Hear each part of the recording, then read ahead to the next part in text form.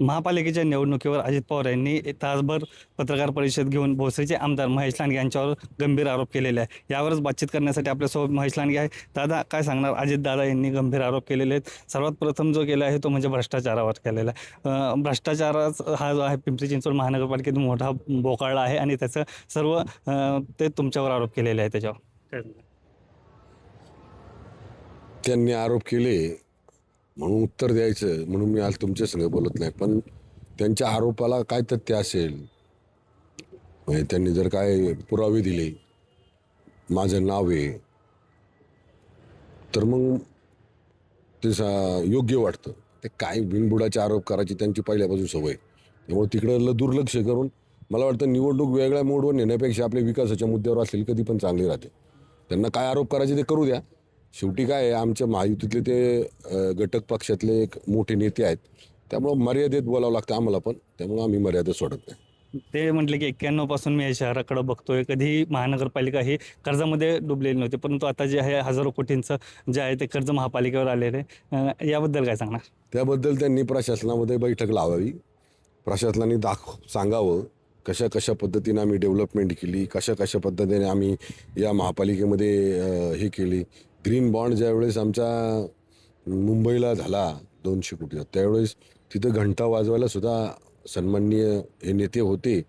मग त्यावेळेस त्यांनी पिंपरी चिंचवड शहरामध्ये या बॉन्डच्या संदर्भामध्ये फार चांगलं बोलले होते. मग आता त्यांना का निवडणूक आल्याचे होते, आता त्यांना मध्ये 4-5 वर्ष म्हणजे जवळजवळ 2022 नंतर आत्तापर्यंत प्रशासन होतं, पालकमंत्री ते होते, त्याच्या आधी पण पालकमंत्री तेच होते. त्यांना का नाही असं वाटलं की थोडंसं त्यांनी हे करावं जरा 2019 किंवा 2017 किंवा ते म्हणतात तसं 91 समाविष्ट गावांचा विचार का नाही केला, इथल्या वाढत्या लोकसंख्येचा विचार का नाही केला, इथल्या विद्यार्थ्यांचा, महिला भगिनींचा, ज्येष्ठांचा का नाही विचार केला. नुसता बोलून विकास होत नसतो, तर तो ग्राउंडवर दिसायला पाहिजे. आणि ग्राउंडवर जर विकास पाहायचा असेल तर तुम्हाला ग्राउंडवर येऊन फिरावं लागेल. मी तुम्हाला नेतो, मी काय काय केलं ते दाखवायला, मग तुमचा विश्वास बसेल. पण त्या म्हणतात मी सकाळ 6 वाजल्यापासून रस्त्यावर असतो, नागरिकांचे प्रश्न काय ते मी जाणून घेत असतो आणि ते सोडवण्याचा प्रयत्न करत असतो. चांगली गोष्ट की मग आम्ही कुठं नाही म्हणलो, त्याच्यावर तर आम्ही कधी भाष्यच केलं नाही. सकाळी 6ला येतात, ते काम करतात, फिरतात, आम्ही कुठं त्याच्यावर बोललो काय तो? मी तर कधीच बोललो नाही त्याच्यावर. भरपूर लोक त्यांच्यावर बोलले, पण मी कधी बोललोच नाही त्यांच्यावर.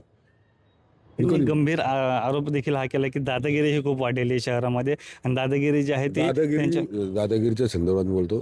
दादागिरी या महाराष्ट्राला माहिती आहे, या महाराष्ट्राला सगळ्यांना माहिती आहे. दादागिरी कोण करतं, कुणाचं काय चालतंय, सगळं महाराष्ट्रातल्या लोकांना माहिती आहे. मला 2014ला अपक्ष निवडून दिलं 16,000ने, तेव्हा सुद्धा यांनी माझे आरोप केले. 2019ला सुद्धा यांनी माझ्यावर तसेच आरोप केले. आत्ता पण 24ला ज्यावेळेस त्यांनी इकडं तिकडं पाठवले, कुणी कुणाला कुठं पाठवलं, कोण आतून मदत करत होतं त्यांना, कोण सांगत होतं, कुणाचे फोन येत होते, भोसरी मतदारसंघातल्या सगळ्यांना माहिती.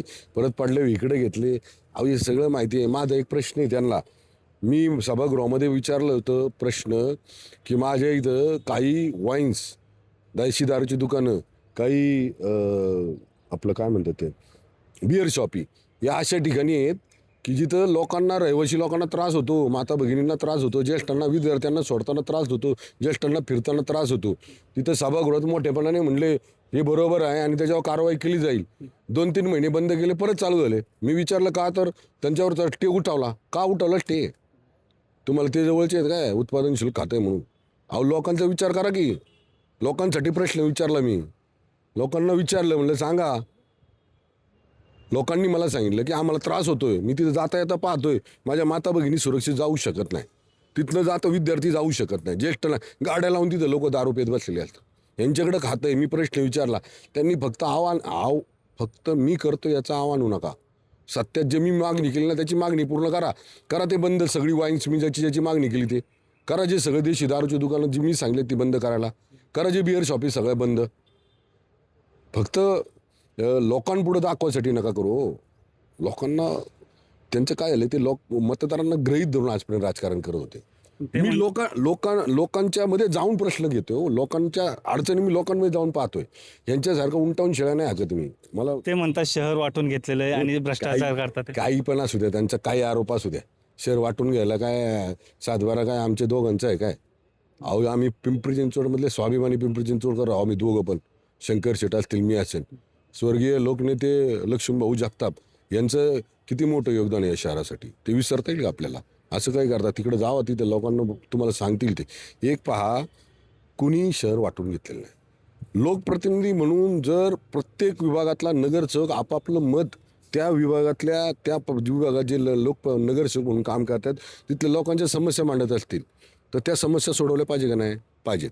दुसरी गोष्ट, शहर वाढत असताना कचऱ्यावर, पाण्यावर, रस्त्यांवर, ट्रॅफिकवर, विजेवर, सगळ्यांवर आपण दूरदृष्टी ठेवून काम केलं पाहिजे का नाही? केली पाहिजे.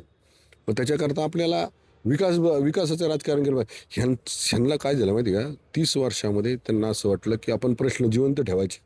निवडणूक आली की ते प्रश्नावर राजकारण करायचं, निवडणूक संपलं की परत बंद. रेड झोन सोडलं का? विचारा ना. 30-35 वर्षात का नाही सोडलं रेड झोन? काय कमी होते तुमच्याकडं? सांगा की. शास्तीगर कुणी लावला त्याचं उत्तर द्या. हे फ्री होल्ड कुणी केलं? आम्ही केलं. शास्तीकर माफ कुणी केला? आम्ही केला. 1972 पासून इथल्या भूमिपुत्रांना 12.5% परतावा कोणी दिला? भारतीय जनता पार्टीने दिला. आम्ही केलं म्हणजे भारतीय जनता पार्टीच्या इथल्या आमच्या लोकांना, आम्हाला ताकद दिली लोकांनी का ताकद दिली? योग्य व्यक्ती, योग्य पक्ष, योग्य विचारधारा, आणि हीच लोक आपला प्रश्न सोडू शकतात. हे सगळं आहे. दुसरा जलस्रोत आम्ही आणलाय, बामासखेड आणि आंध्रचा आमच्या सरकारच्या माध्यमातून आणलाय. पोलीस आयुक्तालय आम्ही आणलं, गव्हर्नमेंट इंजिनिअरिंग कॉलेज आम्ही आणलं, 200 बेडचं कॅन्सर हॉस्पिटल आम्ही करतोय, 850 बेडचं मल्टी आम्ही करतोय. म्हणजे आपल्याकडं 1982 पासून सन्माननीय कोर्ट आहे. सन्माननीय कोर्टाला भाड्याच्या बिल्डिंगमध्ये, महानगरपालिकेच्या बिल्डिंगमध्ये व्हायचं. आज त्यांना स्वतंत्र वास्तू कुणी करून दिली? ह्याच्यावर बोला ना. इन्फ्रास्ट्रक्चरवर बोलायचं झालं तर ह्याच्यावर बोला. म्हणजे काय झालंय ते नैराश्यातून ते माझे आरोप करतात आणि कोणतरी त्यांना चुकीचं फिडिंग करते. मला वाटत नाही अजितदादा स्वतः बोलतील, कोणतरी त्यांना चुकीचं सांगते. त्यांना ते म्हणतात नगरसेवक मीच बनवलं होतं, त्याच्यानंतर स्टँडिंगचं देखील मीच बनवलं. आणि त्याच्यावर मी पण मगाशी सांगितलेलं आहे, खासदार कोणी केलं त्यांना? आदरणीय शरदचंद्र पवार. त्यांना सोडून गेले ना ते. आणि परत तिथं गेल्यावर काय म्हणले? भाषण त्यांचं ते ऐकवा ना सगळ्या लोकांना. कधीतरी तरुणांनी पुढं आलं पाहिजे, कधीतरी तरुणांनी नव्या पिढीनं पुढे येऊन कामं घेतली पाहिजेत, हातात घेतली पाहिजेत. त्यावेळेस स्वतःच्या चुलत्यावर आरोप करताना नाही वाटलं काय? पवार साहेबांना आरोप करताना काय वाटलं नाही?